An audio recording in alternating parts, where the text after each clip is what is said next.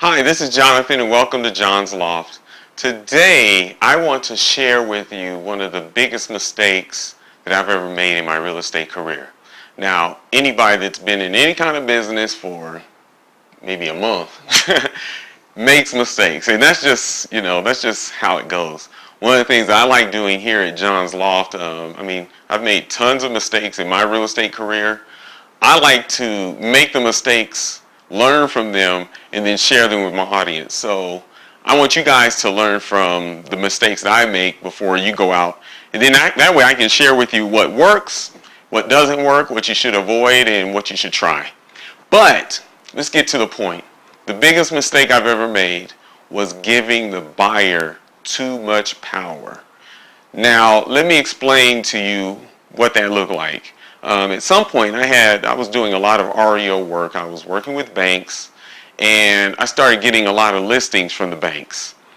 So I had 2 or 3 clients that would send me a listing, maybe at least one or two listings a week. And it's really easy to say, hey, I can kick back, shut down my marketing, do whatever, and just focus on those 2 or 3 clients. And business was good, and this happened for a couple of years, and man, it was awesome. However, things change, life changes, things happen, and a lot of the accounts basically went away because as personnel changes happen, or as there were lots of different changes in the banking industry, I've lost the clients. So it's difficult to get back into that. And obviously, I was depending on 2 or 3 clients in my business. So my business tanked and went down bad. And it can be kind of scary. However, I knew that I could do something else, and I started doing that. And I amped up my marketing efforts so I can get more clients. Well, let me tell you what happens. Basically, what is essentially happening is I was giving the buyer too much power in my business. Now, it wasn't just that they were too large, they had too large a percentage of my income, or they represented too large a percentage of my income, but other things would happen. For example, they would say, hey, Jonathan, can you do this? We won't pay you a little extra, we won't pay you any more, but we need you to do this. And they would give me a little bit more work as time went on, and they weren't paying me more. And of course, I was afraid to even say or give any pushback because I might lose the client. So they really had too much power in my business. Now, another way that you really see this kind of play out when it comes to real estate is when you have an agent that doesn't get a lot of consistent business, and when they're working with their client, especially with a buyer, they're supposed to negotiate on behalf of the of the client. But they know that they have some bills coming up this month. They have checks that haven't been paid. They have a lot of expenses coming up. And they begin to pressure their clients into making decisions. And it gets a little frustration. You can even feel the tension. And this happens with a lot of agents. So there's a way to overcome this. And let me teach you 3 or 4 strategies to help you overcome this so that you can start to represent your buyer in a more honest and more diligent way.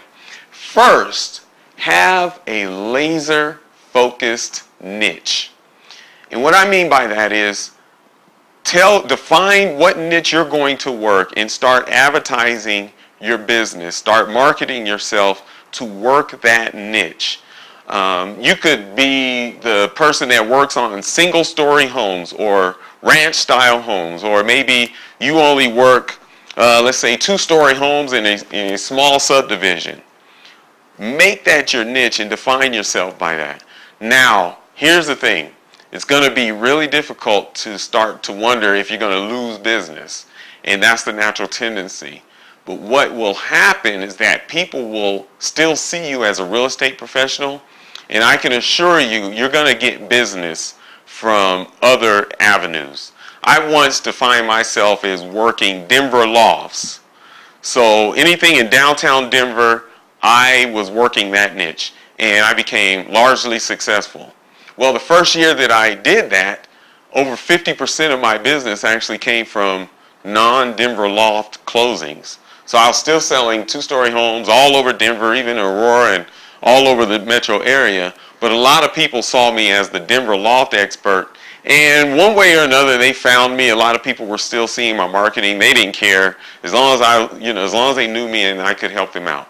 Or another way this happened, some people figure if I was good enough to sell lofts, then maybe I can help them. So I actually had the edge going in because they were looking for my expertise to help them in something that they weren't sure if they could sell. But what will happen is I can guarantee you people will still gravitate to your business, but you will promote yourself as the expert. You'll actually become the expert in a specific niche. And everybody that wants to sell that comes out of that niche will say, well, we know such and such, Mr. Agent or Jonathan knows this business. So you're going to get a lot of business from that. The second strategy point that I want to emphasize is to not stop your marketing. Do not stop your marketing. It's really a natural tendency to say, well, things are getting tight. I have budget items that I have to consider, and I don't know if I can afford this. Well, guess what? All of your competitors are saying the exact same thing. So they are all reducing their marketing, which means that you have an opportunity to increase your market share and your market presence because all of your competitors have stopped. So don't stop your marketing. Now that takes me to my third strategy point, which basically is automate your marketing. Now you can do that all kinds of ways, but I really encourage you to create systems so that your marketing efforts are just automatic. You don't have to rethink these things. They can go on while you're sleeping. They can go on while you're out doing business and closing deals. But automate your marketing. Two ways to do this.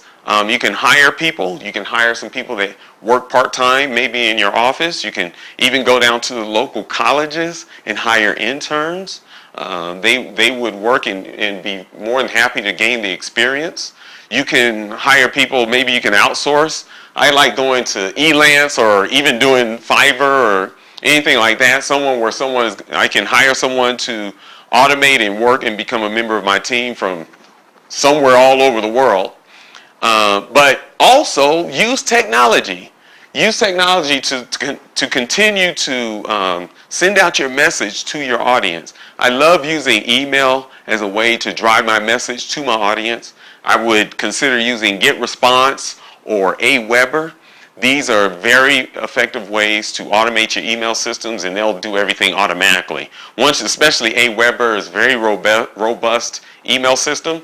Once you get it all set up, then most of your marketing efforts when it comes to email will just be on autopilot. So I encourage you to do that, but please do it now because you want to be able to represent your clients in an effective way, and they're going to notice the difference. And I can share something with you. You will have more power in your business, one, because you'll be able to represent your clients' needs. Even those that you can say, hey, you know what, maybe we're not a good fit to work together. You'll have the ability to say, hey, let me refer you to someone else. You won't be afraid to do it, and that's a good feeling. But also, you'll know when you're going to get another deal. You won't be worrying about, hey, I don't want to lose this client because I don't know where my next deal's coming in. It's a better feeling when you know that someone else is going to call your phone or knock on your door and say, hey, Jonathan, or whatever your name is, will you please help me sell my house? Or will you please help me find a property? But anyway, get to it. Go check it out. I put a couple of links below this email to Aweber and GetResponse. You can check them out. GetResponse, if you want, you can do a free trial up to a certain number of members and basically give it a shot. But I will talk to you soon and keep going. Thanks for visiting John's Loft. Bye-bye.